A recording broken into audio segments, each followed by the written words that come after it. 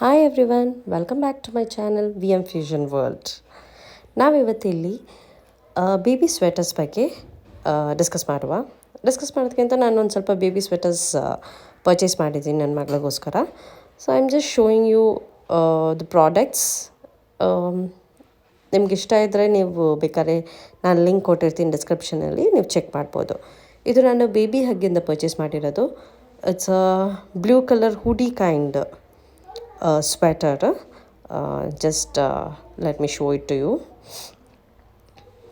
ನೋಡಿ ಈ ಥರ it's a blue with different colours of stripes ಇರೋದು. ನೋಡಿ ಹೂಡಿ ಥರ ಇದೆ, ಫುಲ್ ಸ್ಲೀವ್ಸ್ ಆ್ಯಂಡ್ ಮತ್ತು ಕ್ಯಾಪ್ ಬೇಕಾಗಿಲ್ಲ ಮಕ್ಕಳಿಗೆ.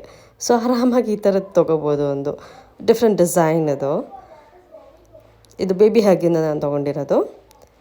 ಇದು ಇಟ್ಸ್ ಅ ರೌಂಡ್ ನೆಕ್ ಡಿಸೈನ್ದು, ಬ್ಲೂ ಕಲರ್ ಆ್ಯಕ್ಚುಲಿ. ಇದು ಬ್ಲೂ ವಿತ್ ಬ್ರೌನ್.